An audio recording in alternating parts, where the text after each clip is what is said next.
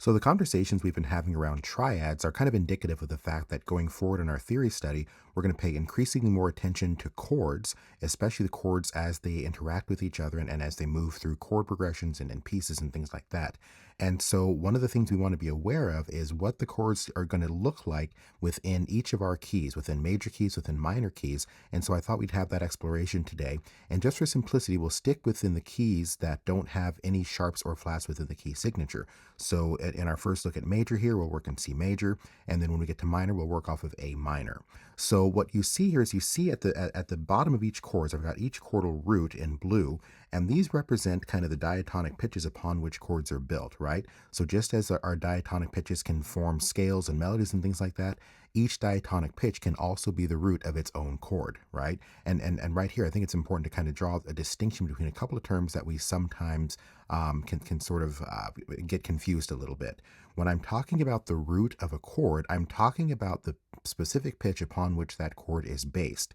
Now, in the course, in the case of this C chord right here, C also happens to be the tonic pitch. And so I can call this chord the tonic chord, right? But sometimes we can sort of confuse the terms tonic as being kind of the main note of a key or a scale, and the word root, which serves as the main note, so to speak, of a chord. As you can see here, I can take any member of the scale and make it its own root of a chord, but not every member of the scale is also a tonic. So not all of these chords are tonic chords. So just be able to distinguish terms like tonic and root.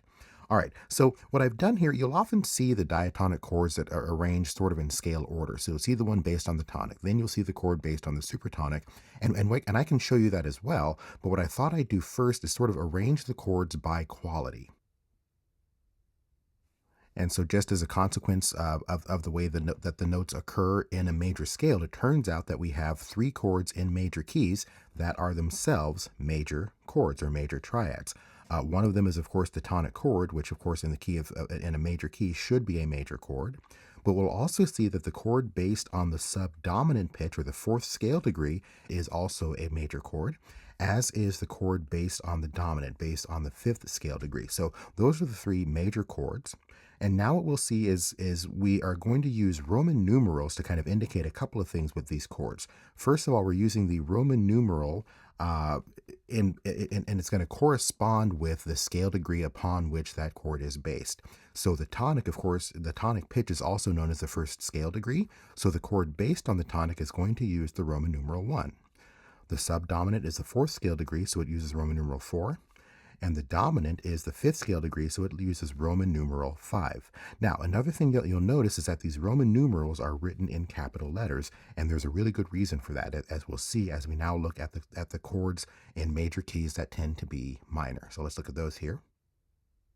So it turns out that when we build a chord on the median pitch, on the third scale degree, that ends up being a minor triad, right? And we can test that. If my median is E, right, the third scale degree in C major, if I look at the fifth above that, it turns out that this is a perfect fifth. In this case, I'm going from E to B.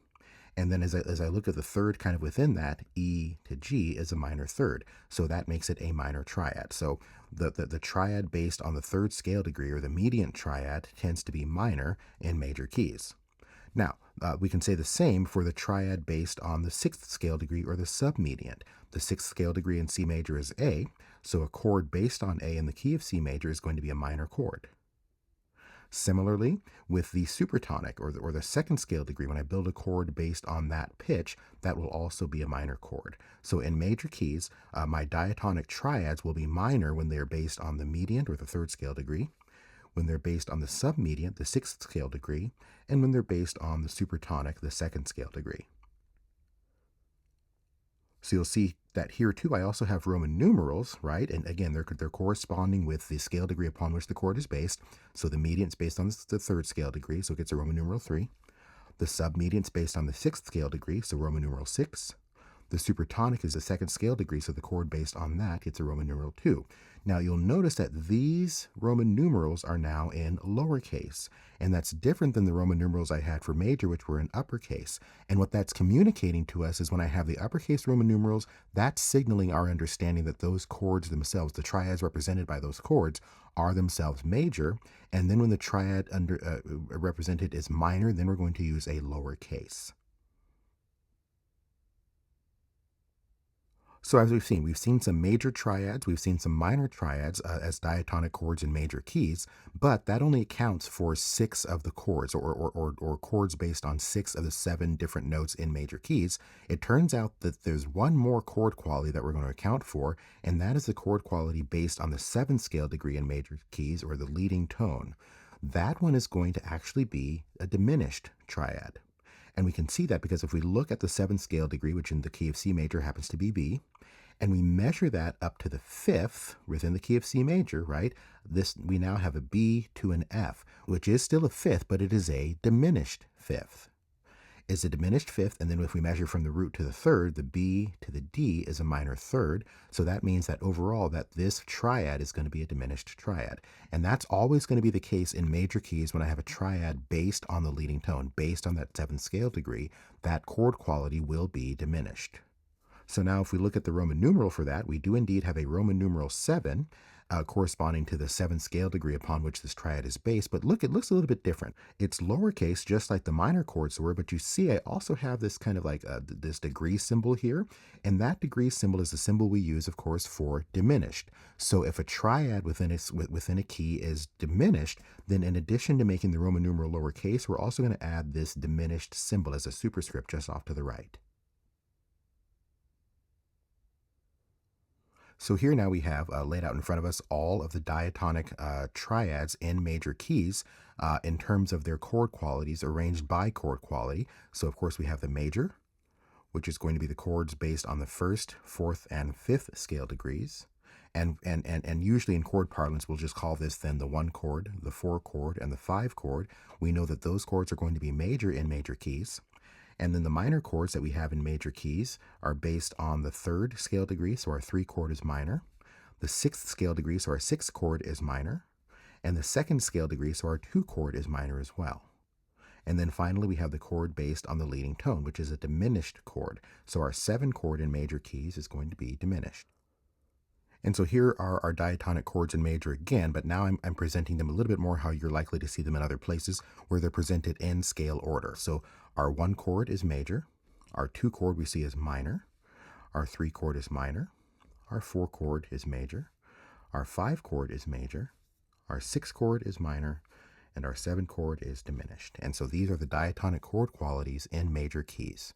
It's pretty straightforward. It's just basically you look at the way the notes appear in the key's signature, right? And that accounts for the full inventory of notes available to us in major keys. So you simply build triads on each note of the scale, and that's how we come up with these qualities. Minor tends to be a little bit different because we have to account for the different ways in which minor can behave. So let's take a look at that now. All right, so now we're looking at diatonic chords in minor keys, and here we have to be a little bit more detailed. Remember, in major keys, we decided that, the key signature, so to speak, fully accounts for all of the notes available in major. So to find the diatonic chord qualities, we simply just build triads on each of the members of the scale, right, or each of the members of the key. In minor, we can do the same thing, but we have to account for the fact that in minor mode, we can sometimes make adjustments to the 7th scale degree and even occasionally to the 6th scale degree.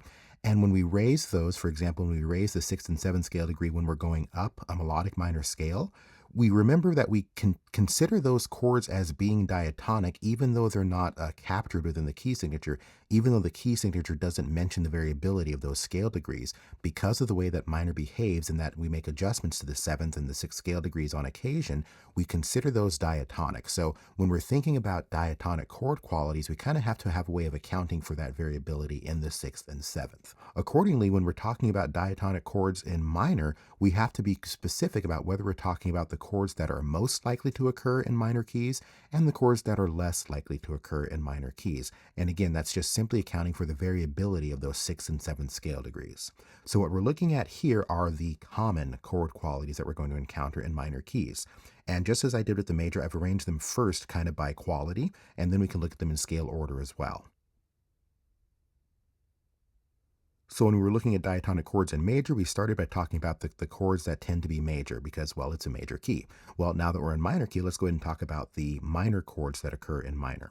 First of all is the chord based on the tonic, or the one chord, which, because we're talking about minor keys, should in fact be minor, and that's the case we have here. There's just one additional chord that tends to be minor, and that is the chord based on the fourth scale degree, or the 4 chord. Now taking a look at the diatonic triads that tend to be major in minor keys, we have 3. We have the 3 chord, or the chord based on the median, the 3rd scale degree, the 6 chord, the chord based on the submedian, the 6th scale degree, and then the dominant, the chord based on the 5 chord, the 5th scale degree. You'll notice that, unlike the chords we've discussed so far, the dominant now includes some of that variation that can occur. The chord based on the 5th scale degree, or the 5 chord, or the dominant triad, is typically going to feature that leading tone version of the 7th scale degree. So we'll call that the raised 7th, and that's what we're typically going to see when we see a 5 chord in minor. Now, when we were talking about diatonic chords as they occur in major keys, we found that we also had a diminished triad. Well, in minor keys, when we're talking about the common chord qualities, we find that we actually have 2 triads that tend to be diminished. Those are the triads based on the supertonic, or the 2nd scale degree, or the 2 chord, as well as the 7 chord, the chord based on the leading tone. Like in major, the 7 chord in minor keys will tend to be diminished. You'll also see that, like the 5 chord, the 7 chord features a raised 7th scale degree, which in this case serves as the root of the chord. And as we get deeper into our discussion about tonality, and especially functional harmony that we'll move into going forward in music theory, we'll see that there's a very good reason both are going to tend to feature that raised 7th scale degree. So again, here are the common chord qualities in minor keys as arranged by chord quality type. And now here are those same chord qualities, but now we've gone ahead and arranged them in scale order.